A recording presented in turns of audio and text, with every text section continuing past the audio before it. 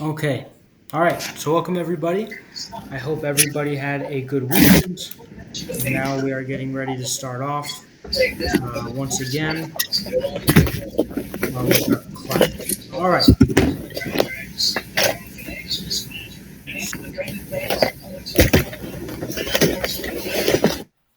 Okay. So, last week, if we go to our textbook again and we kind of look at what we are focusing on. So, just as a refresher, we have so far covered chapters 1 and 2. Okay, so we have completed chapter one, and also chapter two. Okay, and you can find this in the Google Classroom with the textbook. So if we go down, let me try to. Okay, there we go.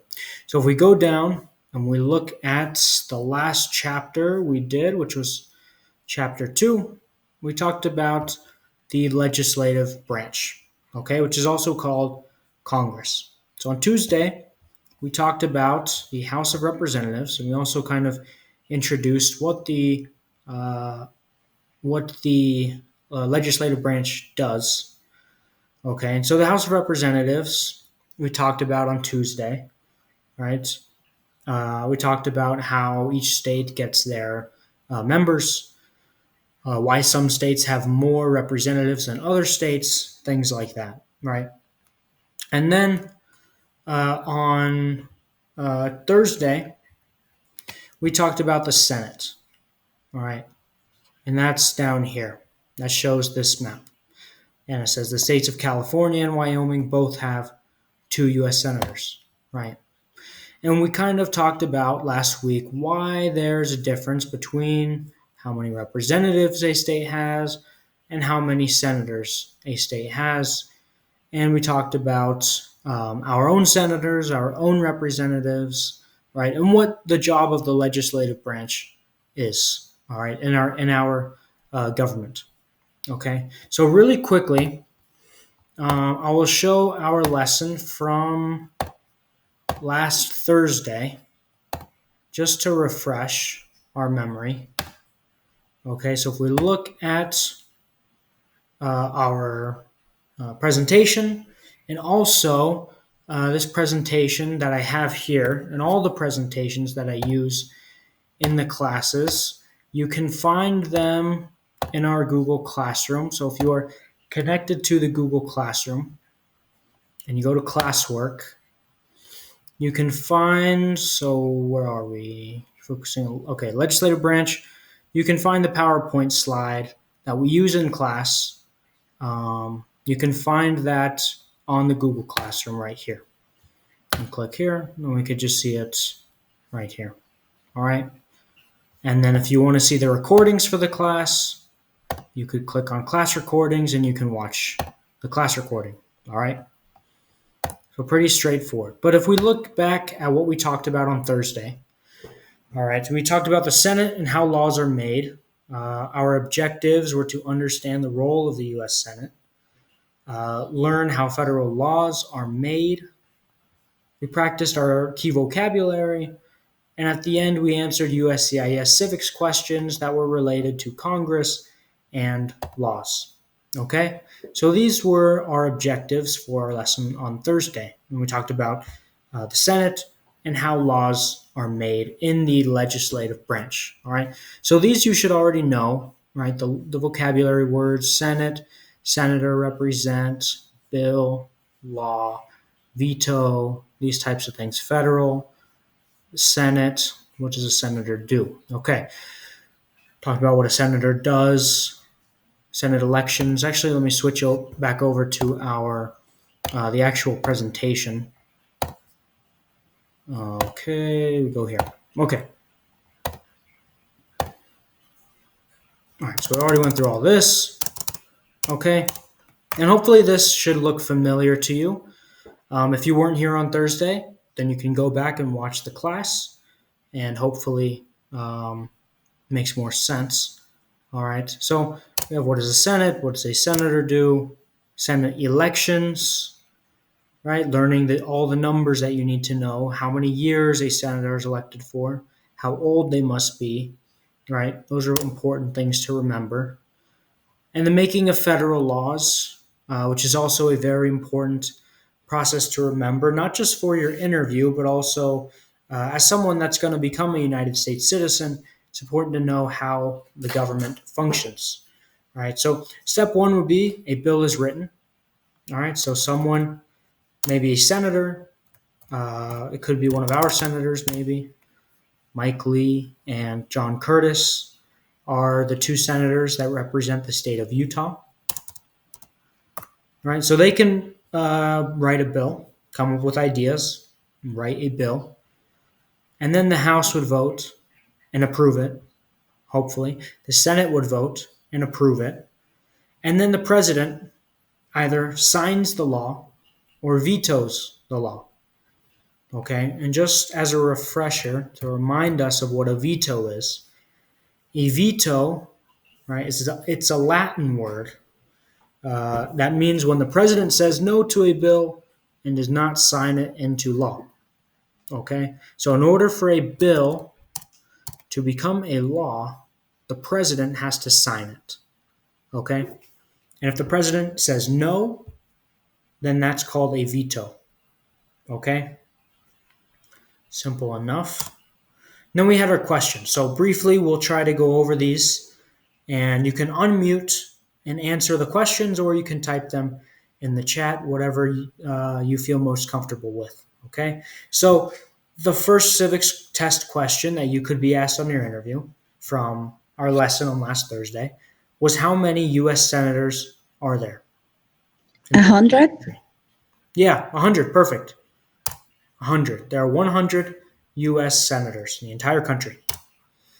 And who does a U.S. senator represent? Each state or the state that they're coming from? Yeah, perfect. Perfect. So all the people in their state. Okay? All the people in their state. They don't represent people in other states, right? So if a senator is from Utah, a senator represents all the people in the state of Utah. If they're from California, they represent all the people in the state of California. Okay? All right. So we elect a U.S. senator for how many years? 6. Yeah, 6 years. Perfect. Okay, and who is one of your state's U.S. senators now? Mike Lee, I think. I forgot his name. No, you got it. Perfect. Yeah. And who's the other one? Curtis? I forgot. Curtis something. I don't remember. Yeah, his last name is Curtis. His last name is Curtis. So if we go back to that slide, so we have Mike Lee, who is this guy on the left, and on the right, John. So easy. Yeah, John Curtis. Yeah. So in your interview, you'll just need to know one of their names, but obviously it's good to know both, right? So, okay, we already did this one. Yeah, so we have Mike Lee and John Curtis are the two senators that represent the state of Utah. Okay? And who signs bills to become laws? The president. The president. Perfect. President signs bills to become laws. And who vetoes bills? The president. Yeah, the president. Perfect. Okay. And then this was, well, we already know who our two state senators are, but it was just to practice your questions at home. Okay, so those were the questions. Pretty simple, right? Any questions so far about what we talked about on Thursday or last week in general?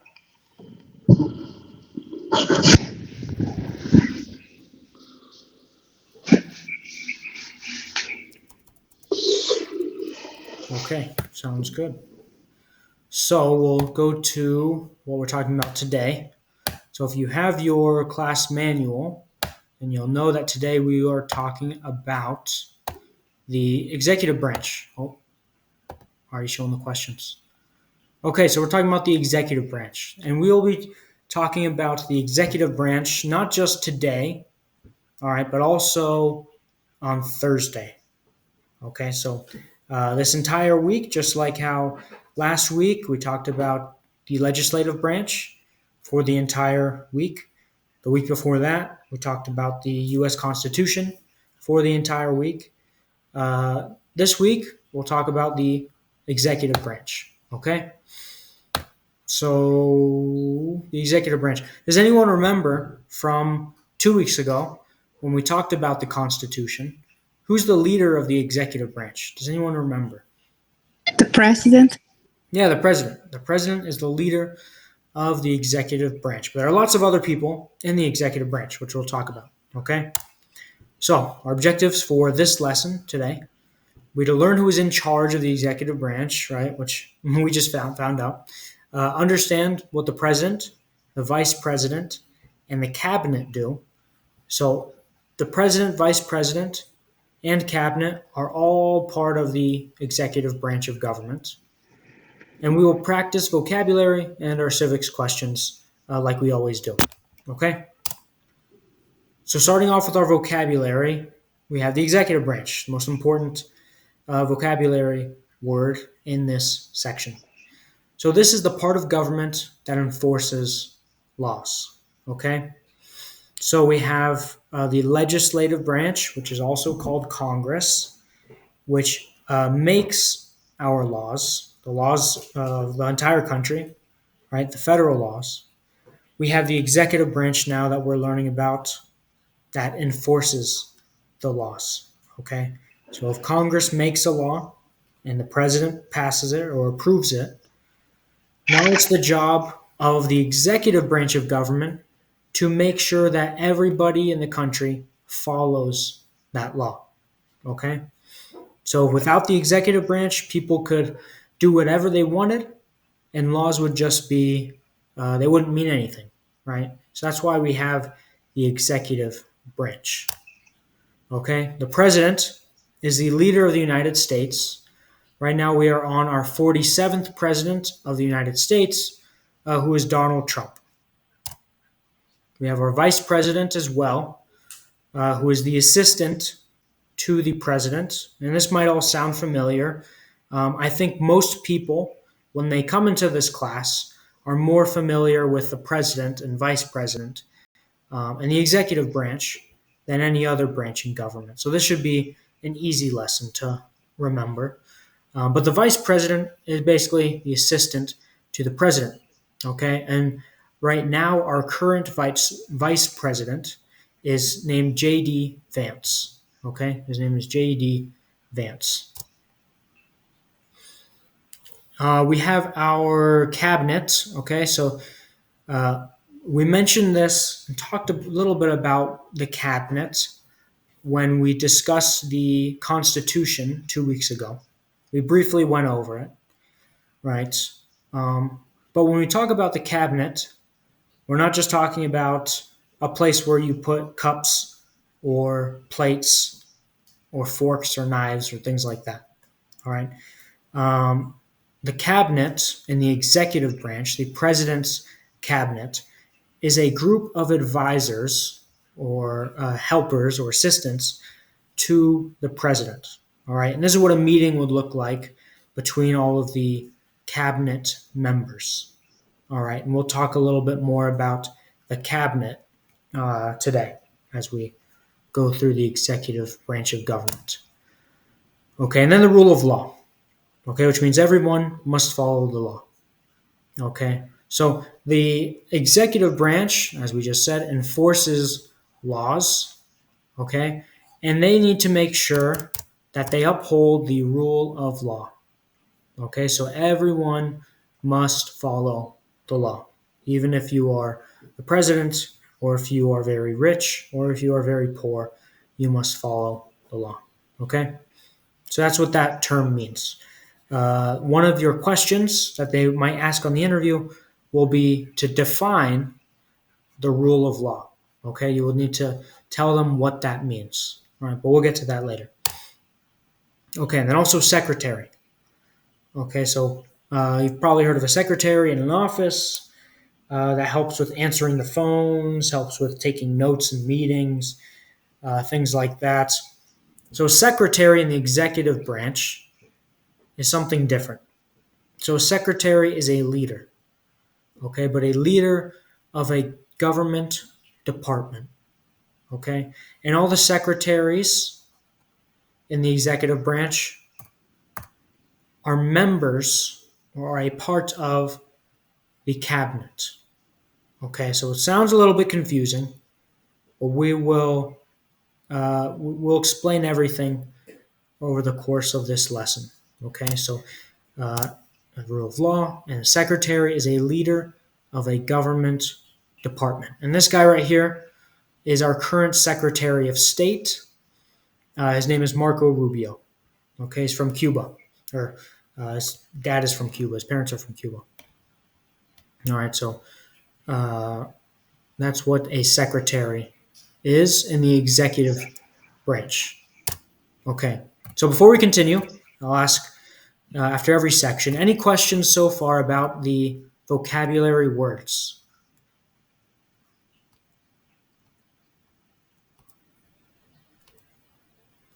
No. Okay.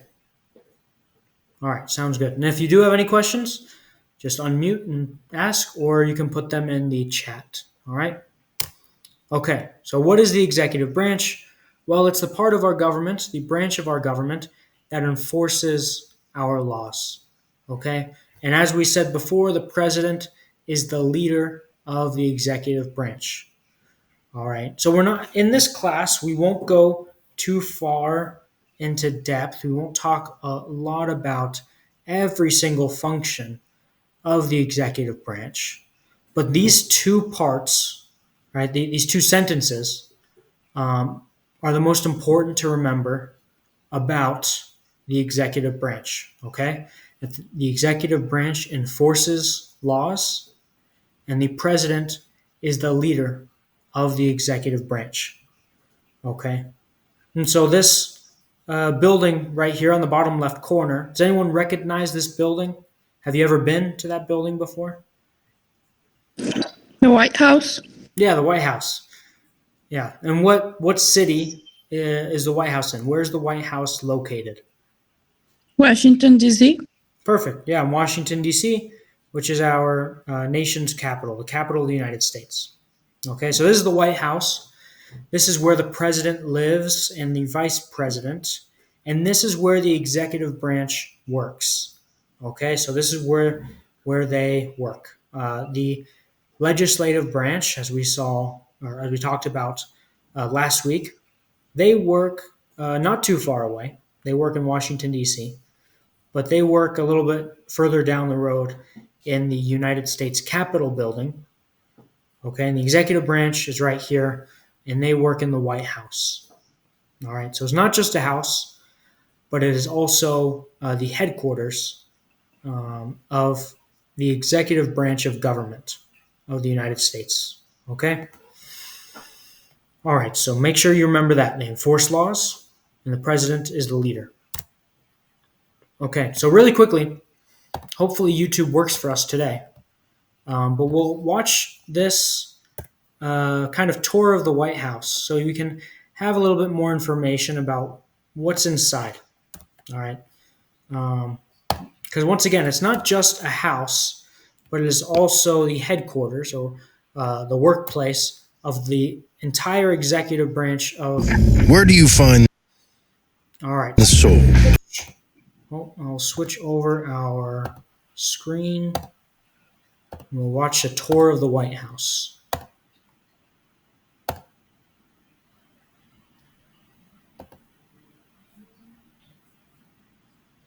Oh, maybe YouTube does not want to work for us today either. We had Okay. Turn on captions.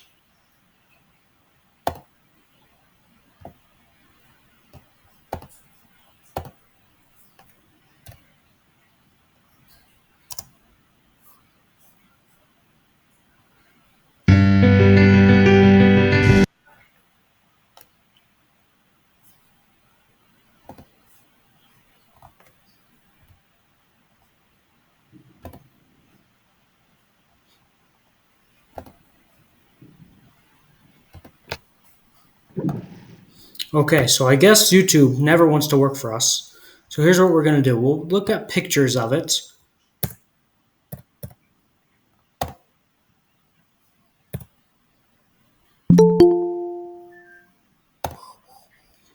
Okay, someone wants to come to the meeting.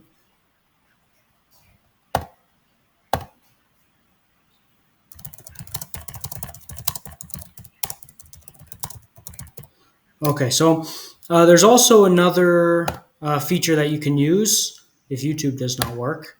And you can kind of look and tour inside the White House online. So there's a way to do it online. So we'll show this right now. So it's on this website. I believe you can also access it through Google Earth. But very briefly, we'll kind of go through the White House and see what it looks like. All right, so this is the inside. Let me see if I can make this full screen. Okay, there we go. So this is inside. Looks very, very nice. I believe this is where the president has made speeches before. Barack Obama made a speech here telling the nation about the killing of Osama bin Laden. Right? You can kind of go down and see in all different directions. We could go this way if you want.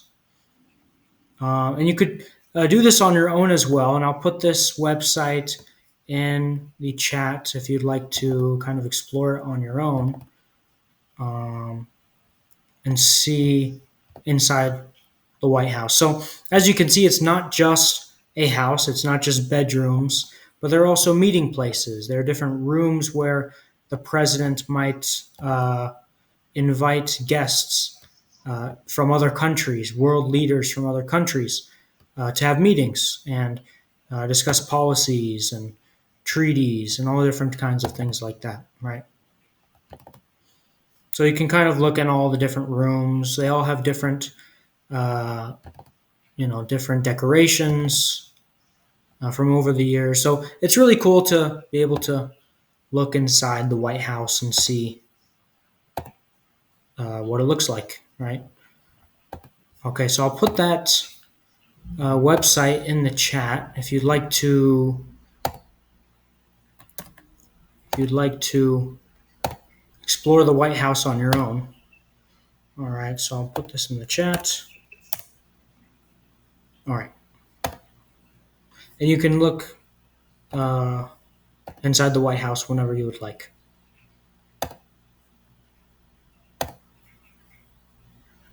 All right.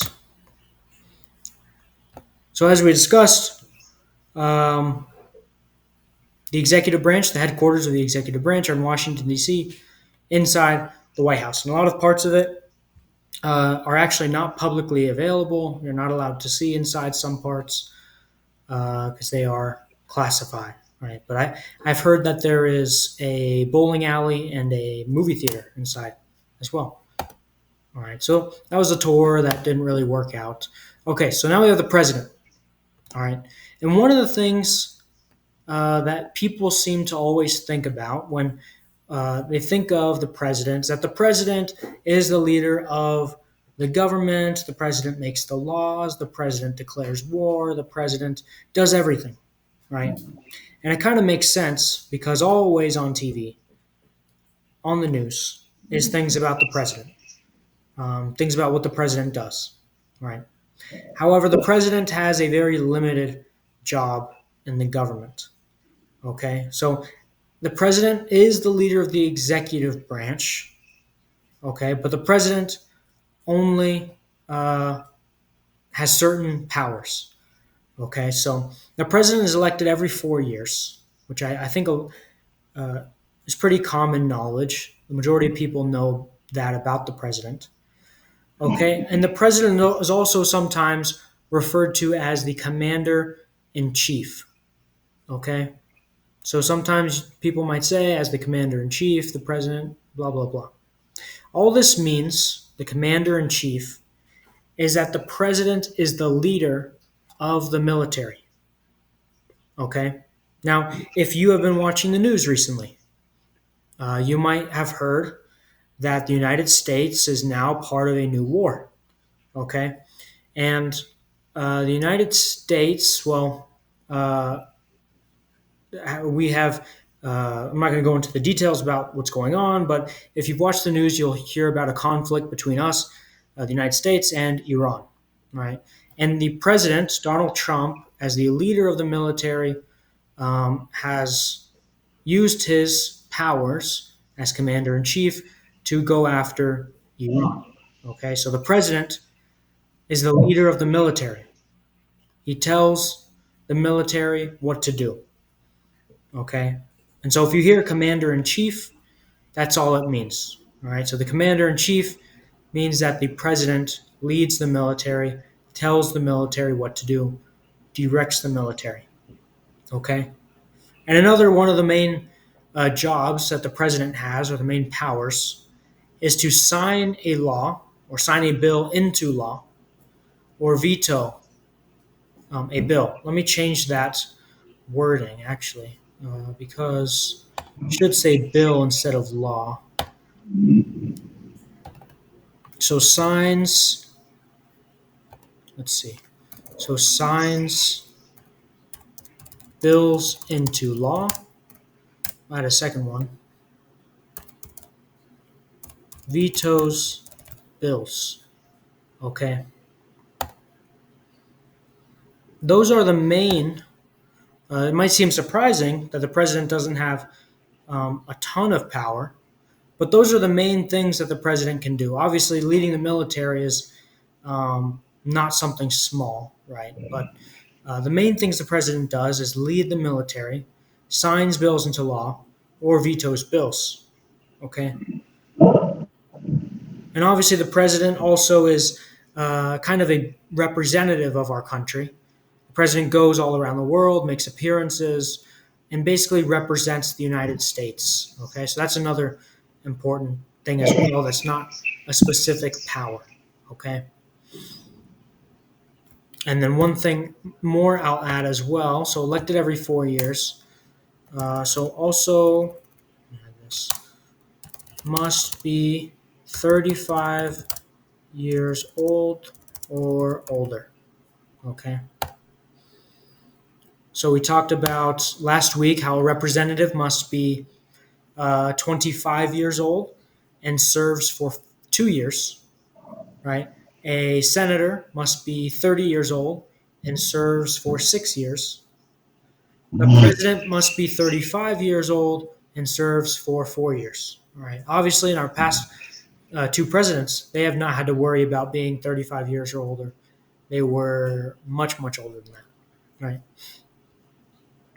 Okay. And then we have the vice president. All right. So obviously, the vice president is kind of the assistant to the president. So he helps the president. Okay. The vice president is also a member of the cabinet, right? The president's cabinet of advisors. Okay. And one of the most important things, something that people always think about when deciding who to vote for as well, it's important to know the vice president, who the vice president could be, because if the president cannot serve, the vice president will take their place. Okay? So, for example, in the past, it has been the case that the president has died while in office, right? So they were elected, and then maybe 1 or 2 years later, they die while they are serving. Then the next person to serve as president, instead of having an election, the vice president would then step in, right, to become the president of the United States. Okay?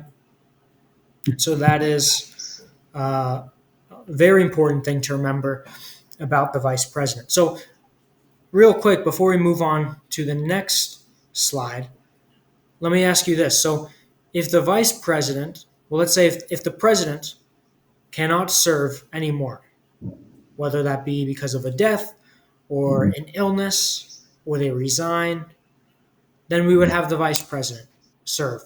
Okay? But what happens if the vice president cannot serve in office? Who would be the next person?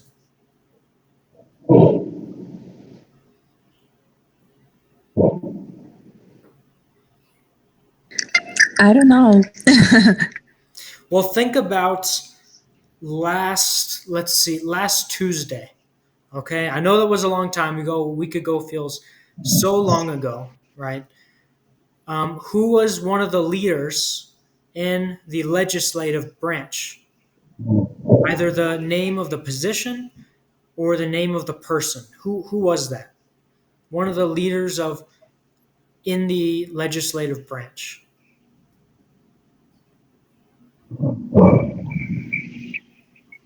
It was one of the senators, or it was like I forgot the name of the position, but it's like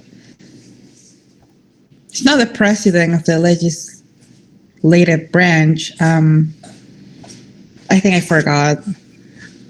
Okay, so let's go back to that slide. I'll pull that up really quickly. Okay, so if we go back to our Unit 2, Lesson 1, we go, let's see, we'll view, right? And there's an entire line, right? So there's an entire line that's set out of who will serve, right? But so we have the president, and then if they cannot serve, then the vice president would. And then after that, we would have someone from the House of Representatives, which would be this guy. So the Speaker of the House. All right, so that's something important to remember as well, that if the president cannot serve, the vice president steps in as the president. Okay, if the vice president cannot serve in office, then it would be the Speaker of the House who would then become the President of the United States. Okay? And so right now, the Speaker of the House would be Mike Johnson. Okay? So that is who is third in line for the president, to become the president if two tragedies happen. Right? Okay, so going back to our slides now. All right, so the president serves for 4 years, must be 35 or older, is the leader of the military, which is also called the commander-in-chief. The president has the power to sign bills into law, but also to veto or reject bills. The vice president doesn't have a lot of power, right? But is still important because they help the president. They help the president, and I'll add this in as well so I don't forget, is a member of the executive branch cabinet. Well, let me make the picture a little bit smaller then. Okay. So they're also a member of the executive branch cabinet. And if the president cannot serve, the vice president will take their place. Okay, so those are the three most important things to remember about the vice president. All right. And so now we talk about the president's cabinet. And this will kind of round out the executive branch. Okay, so there are a lot of people involved in the executive branch. Okay, so we talked about the secretaries. All right, so secretaries. So for example, Marco Rubio is the current Secretary of State. Okay, and that means that he is the leader of the Department of State. All right. And so that involves meeting with other countries, creating treaties with other countries, maybe declaring war. It has to do with our foreign policy. Okay, so the way we interact with countries around the world. He's the leader of that, Marco Rubio, at this moment. Okay, so the leader of the Department of State would be called the Secretary of State. Okay? And so, for example, if we look down here, what about the Department of, the Interior? Okay, so the Department of the Interior was a department that was created to deal with our, for example, our national parks is managed by the Department of the Interior. Yellowstone, Arches National Park, all those national parks are managed by this department. Okay, as you can see, there's a buffalo on the logo. Okay, so what would we call uh, the leader of the Department of the Interior? What would they be called? I'm sorry, can you repeat the question one more time? Okay, so what would the leader of this department, right? The Department of the Interior is its name. What would, The Interior Secretary? yeah, basically. It would just be reversed. So the Secretary of the Interior, right? So Makes sense. Makes yeah, sense. yeah. So Marco Rubio is the Secretary of State, which means he's the leader of the State Department. And we would call the leader of this department, which is called the Department of the Interior, the Secretary of the Interior. Okay. Uh, the only exception to that, okay, so we would, for example, have the Secretary of Defense. We would have the Secretary of Health and Human Services, the Secretary of Transportation. The only one where we would not call them the Secretary of that department, okay, is the Department of Justice. Okay, we would not say the Secretary of Justice. Instead, they would be called the Attorney General. Okay, which means that they're the leader of the Department of Justice and the basically the top lawyer or the top attorney in the entire country. Okay, but everybody else would be called a secretary. Okay, Secretary of State, Secretary of the Treasury, Secretary of the Interior, Secretary of Agriculture, Attorney General for this one, Secretary of Commerce, etc. Okay, and the departments tell you what they do, right? So the the Department of Defense. What do you think the Department of Defense would do? What would their job be in the executive branch, based on their name? Do they manage the military or the police? Yeah. Well, the military. Who manages the police based on 2 weeks ago? The governor. Yeah, because is it a federal or a state? It's a state. Yeah, so it's managed by states. Yeah, so good job remembering that. But yeah, so the Department of Defense would be would work on managing our military. Okay, the Department of Labor would try to create more jobs in the country. So those are kind of the departments themselves tell you what they do. The Department of Transportation would deal with things. I don't know if any of you were watching the news a few months ago, or maybe I think it was a month ago, where an airport near New York City was having a lot of difficulty with having planes take off and land, right? That is not managed by Spirit Airlines. That's not managed by American Airlines. It's managed by the U.S. government, and more specifically, the Department of Transportation manages our airports, manages our train stations like Amtrak, or our interstate highway system, right? So every single one of these departments are very important and are relevant for how we live our lives daily in the United States. And a lot of you, when you go on to become a citizen, you might see this logo in the bottom right-hand corner a lot. The Department of Homeland Security manages citizenship services. So this is the department you would have to submit your paperwork to when you try to become a citizen, right? And someone from this department that works at this department and someone that works in the executive branch of government will conduct your citizenship interview, right? So that's all part of the executive branch of government, all right? And by doing citizenship, they're making sure they're enforcing the laws, right? They're making sure that you are eligible that you have 5 years with your residency, or 3 if you're married to a U.S. citizen. All that boring stuff, right? All the laws, they make sure that that is enforced and everyone is following those laws, right? So any questions about the cabinet? Because it can be kind of confusing. Any questions so far about the president's cabinet? No, so far, no. Okay.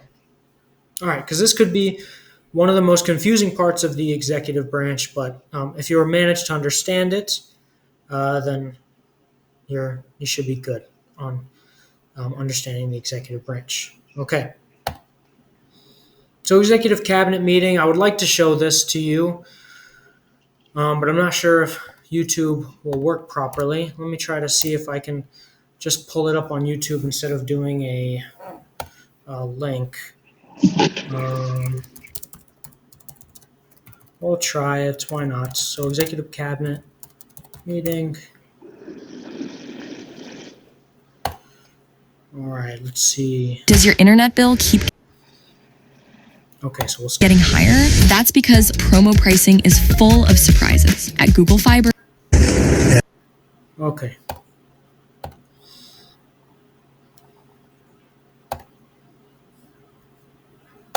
All right, I'll switch the screens.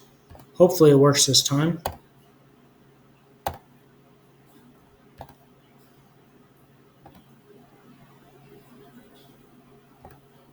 Right there. We brought back 29 cartel members from Mexico at your direction, and one killed the Kiki Camareno, a DEA. Incredible cabinet. I just like to say thank you, everyone. It's great to work with you. Thank you very much. Her grandmother was there, and Jocelyn's great-grandmother was there. There are 3 other generations of that family. To be able to serve alongside you, for you, and alongside all these excellent people. Thank you. You can see right there. So this is one of the first cabinet meetings that Donald Trump had when he took office earlier this year. And you can see our Secretary of State right there. It says his name with his title, Secretary of State. Thank you very much, Rocco. Really great job. So, I've been involved in a lot of groups of people over the years. Good groups, bad groups, all types of groups. But right here you can kind of see the way it is. So right now they're inside of the White House. Like I mentioned, the headquarters of the executive branch. And so the president would sit right in the middle. Across from him is the vice president, who is J.D. Vance. And it's basically just a meeting. And they're trying to make decisions about what they want to do with the country, with the policies, right? How they want to enforce the laws. They might have discussed more recently about what they'll do with handling foreign policy, right? With Iran. Marco Rubio was most likely important in that decision because he is the Secretary of State, which deals with foreign policy, right? This guy on the right is our current Secretary of Defense, Pete Hegseth. And so he was probably involved in that as well. Okay, so it's just kind of a big meeting that they have inside of the White House. And these are all the people around the table are the cabinet members chosen by Donald Trump. And so we'll kind of show how they become cabinet members. All right, we'll show that in a second. Oh, let's see. Doesn't want to work. Okay. All right, so we have our cabinet meeting. We already showed that. Okay, so now they aren't just so they have to be chosen by the president.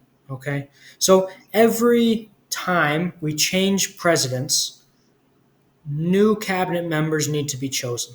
Okay, so going back again to Marco Rubio. Okay, so he has only been Secretary of State since January 20th when Donald Trump was elected. Okay, he was not the Secretary of State under Joe Biden. Okay, because every time there's a new president, there's a new cabinet. Okay, there's new cabinet members. There are new secretaries. Okay, so the way that this happens, the way that they are chosen, is that the president doesn't really choose them, he nominates them. So the president will nominate people to the cabinet, and then they will become or be known as nominees. Okay? So he nominates them. He says, I want to nominate this person to be my Secretary of State, Marco Rubio, for example. Okay? But they have not officially been hired yet. Okay? In order to officially become hired or become appointed to the presidential cabinet, they first must be questioned by the Senate. Okay? And then, so the Senate, members in the Senate will ask them a ton of questions.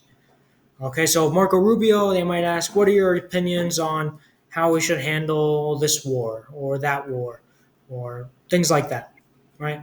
So after they have that questioning, which is called a hearing, then the Senate will vote, right? Just like how they vote on a bill to become a law, they will vote to see if that nominee should be officially appointed or hired to the cabinet. Okay? So the president nominates people. They become nominees. Nominees are questioned by the Senate, and then the Senate votes to see if they will approve or reject the nominee that the president has chosen. Okay? And once again, I kind of have an example video to show of that. And hopefully this works, because this is kind of interesting to see take place. So let's see. I will over here. I have been using the GLP-1 injections through hers for 4 months. I have lost 30. Okay, so what we're about to see is one of the people that Donald Trump nominated for his cabinet. And we'll watch what it looks like when they are questioned by the Senate. Okay, and this can go on for days and hours, right? So, for example, let's see, we'll go right here, see where they ask some questions. Hopefully it works. Go back to the beginning, maybe. Let's see. But that's the way the world is. Well, maybe it doesn't want to work anymore. Okay, well, anyways, if you can see on kind of the bottom left, the way this will work out is that they will ask questions. So all the senators are kind of sitting up above, and then they'll ask the questions, and the people down below on the tables are the ones that are being nominated by the president. Okay, so those are the senators with the nameplates, and that's Tulsi Gabbard, who is being nominated for one of the cabinet positions.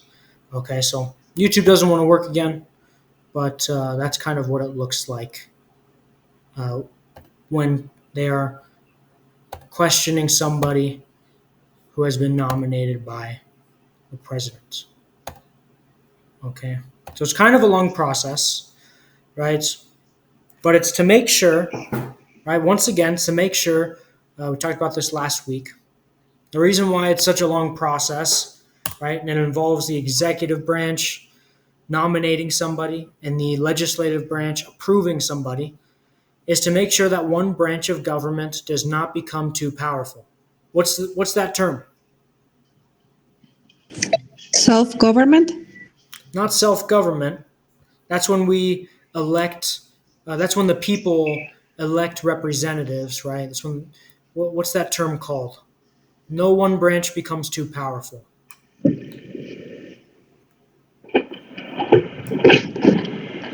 I forgot.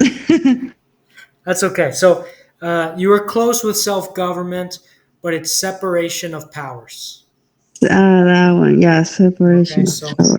the reason why, so a lot of these processes that we talk about, uh, why do we have to make it this complicated? Why does it have to be the president chooses, but then they have to get approved and all this stuff? Um, it's there for a reason, and it's so that no one branch of government or not one person becomes too powerful, right? You need separation of powers. You need to involve multiple branches of government in uh, the different processes of our government. Okay, would things be a lot easier? Would it be a lot easier to make a law by just having the president say, "Okay, we're going to have this. This is a law now," right? It sounds good, sounds easy, right? But you don't want the president having too much power, because then, in countries such as Cuba or Venezuela or in China, you might not have the best person making the laws, right? So you need to have multiple people decide, right? So everybody's interests are represented, all right? So that's why we have this, right? And the reason why is because of separation of powers. So not one branch of government or not one person becomes too powerful. Okay, it's called separation of powers. All right, and then we saw or tried to see the what it looks like when they're questioning this person. And these are some examples of other people that are in the executive branch. So to the left, all the way to the left, I recognize him from what we've already been talking about. This is Marco Rubio, who is our Secretary of State. In the middle is the guy from the video, Pete Hegseth, who is the Secretary of Defense. And all the way to the right is our current Secretary of Homeland Security. All right, so those are examples of some people that are in the cabinet. And the good news is that you will not have to know their names. Okay, this is just an example to give examples of what they do, of the people that are in the executive branch. But for your interview, you will not need to know their names. Okay, so that's good. Okay, and then obviously rule of law. Nobody's above the law. Even the president must follow the law. Right? That's an important term that everyone pretty much needs to know. All right, and then that brings us into our civics questions, and then we'll close out for this class. But before we go there, briefly go back over here. Does anyone have any questions about the executive branch, about the secretaries, the cabinet, how the cabinet is chosen? Any questions so far about anything we've talked about in this lesson, last week's lesson, 2 weeks ago lesson? Any questions so far?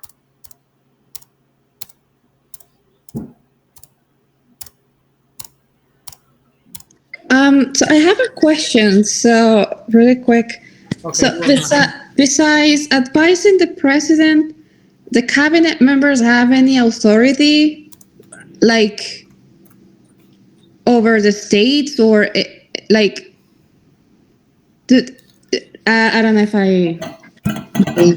no, I understand. 1 second. Yeah.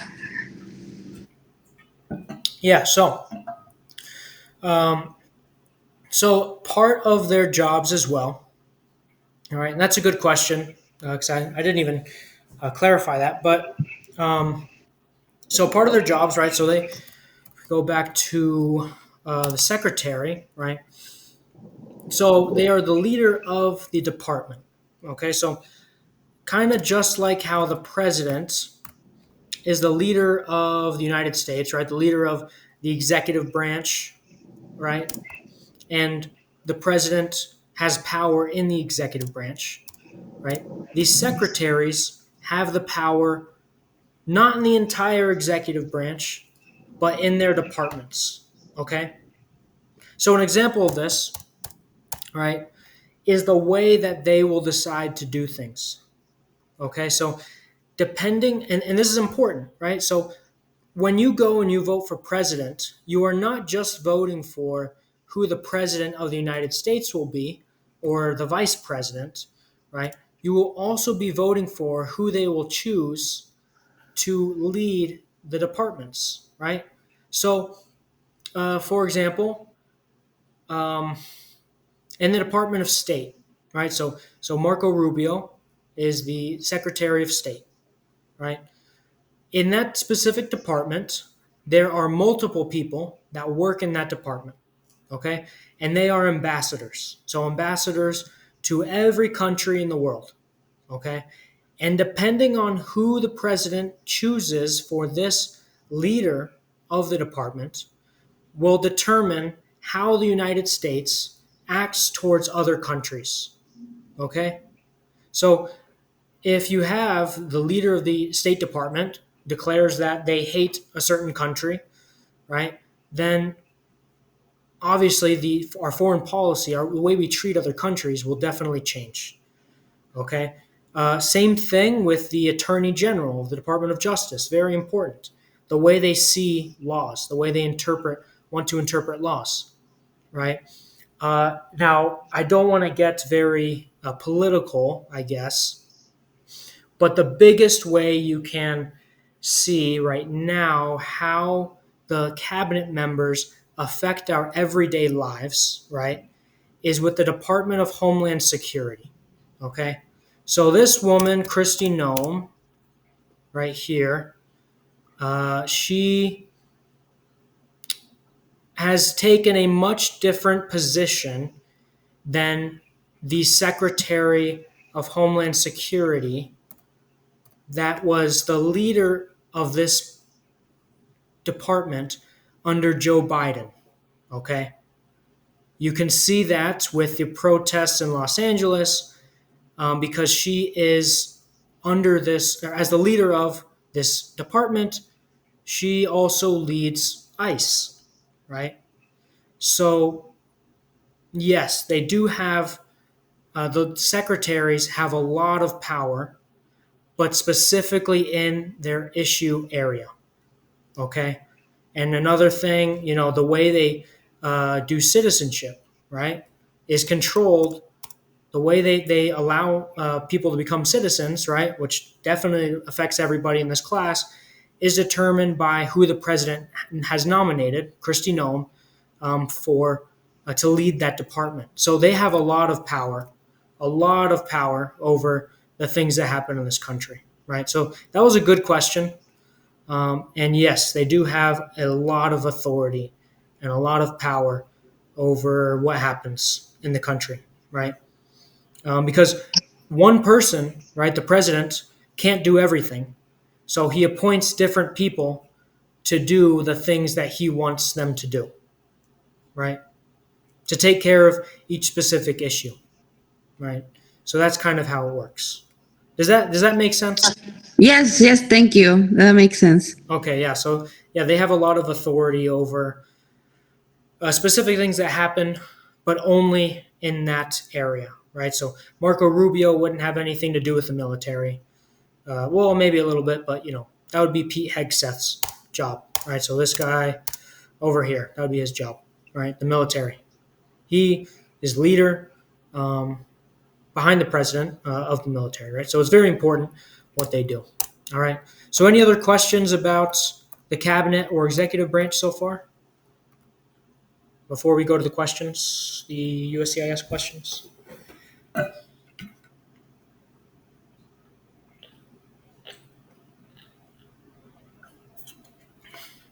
All right. So we'll go into the USCIS questions, right? Out of some of the 100 questions you might see on your interview that have to do with this lesson. Okay, so first one, who's in charge of the executive branch? The president. Simple enough, right? President is in charge of the executive branch. Okay, what does the president's cabinet do? They advise the president. Perfect. Advises the president. And just like we talked about, they do have authority, right, over over a lot of things that happen in the country, right? But the simplest answer you could give to get a correct score on your interview would just to say advises the president, right? Okay, what is the rule of law? I don't remember exactly what. No one is exempt of law, not even the president.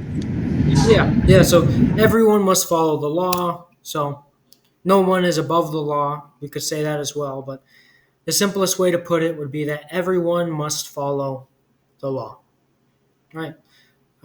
Yeah. So even the president, it doesn't matter if you have power, if you don't have any power, if you are rich, if you are poor, you must follow the law in the United States. Okay.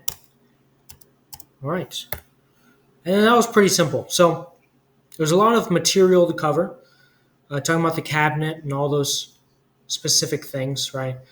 And I like to go in more in depth than what the questions ask, because you all will eventually become citizens, and it's important to know, right, about the cabinet and all that stuff. But for today's class, only 3 questions along with the lesson. But if you want to continue, obviously you can go to your textbook and look things up on YouTube, online, to go more in depth if that is what you want. All right. So Thursday, I hope to see everyone again. We will be talking about the executive branch again. All right. And yeah, so thanks for coming to this class, and I'll see everybody on Thursday, hopefully. Thank you. All right. Thank you.